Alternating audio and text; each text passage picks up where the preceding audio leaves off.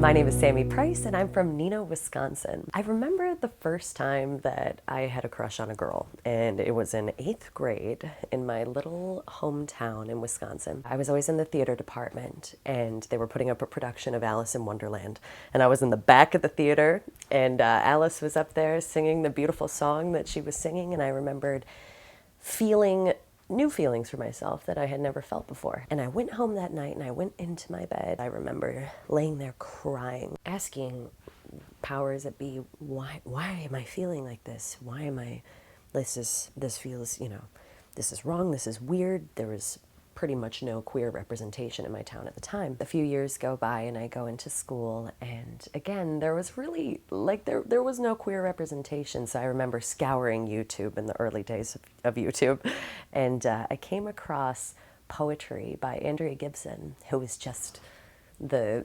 one of the most fabulous poets that I've ever come across in my life. And I looked into their work and I came across a poem in specific, which was Photograph by Andrea Gibson, and spoken word poetry. And it was this beautiful queer love story. I felt like I saw myself in art that I had never seen myself before. I started diving into lesbian and queer literature, poetry, and I saw pieces of myself in these poems, and it just ignited a flame in me. It made me take their words that they had written and view it in areas of my life and the feelings that I was having, that they weren't bad. People started talking a little bit in my small town. There wasn't much to talk about. There were suspicions that I was a lesbian.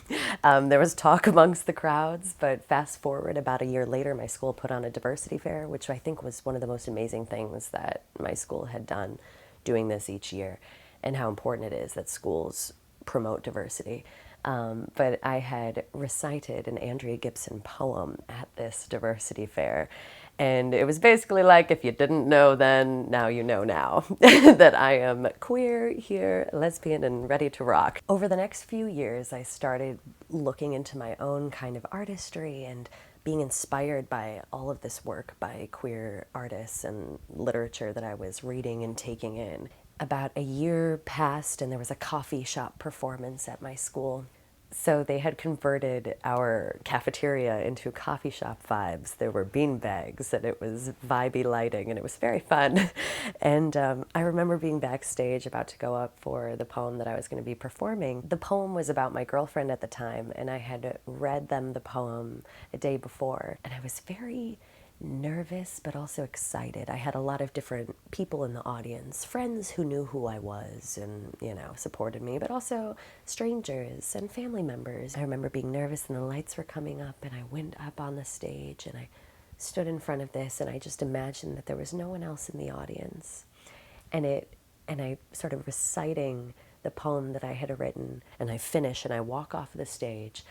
And I remember the first reaction I got was actually from someone who was on crew, another student, and they came up, they were like, that was awesome, thank you so much, and I believe they were queer as well. So I received some very good feedback, some kind, supportive feedback, but then I also received some feedback from different directions that were saying, be careful, don't put yourself in this category of having queerness be a part of the art that you're sharing with the world, because there were some opinions that it's not going to make you as commercially successful. Many people knew that I wanted to pursue acting, pursue art as my career. So that was a big point of it, where it was like, are you going to shift yourself into something that, will be commercially successful no matter what, or are you going to live your authentic self? And I was just like, well, in true Sammi style and in true queerness style, I will live authentically myself. So at 18 years old, I packed up and I moved to New York City. I worked 3 jobs all through college, all of that. And I started infusing my art into just authentically myself, which took some years. After college, I went to the American Academy of Dramatic Arts. I went there and continued acting, continued working a million day jobs too, until 2020 came around when the pandemic hit, and I was like, well, what am I going to do now? The world is ending, you know, theaters are closed. I'm not sure what to do. So I opened up a voiceover company and I built up my company. I was able to stop working day jobs. I started drag, which was fabulous. It allowed me to get into and explore masculinity and femininity outside of any kind of binary gender.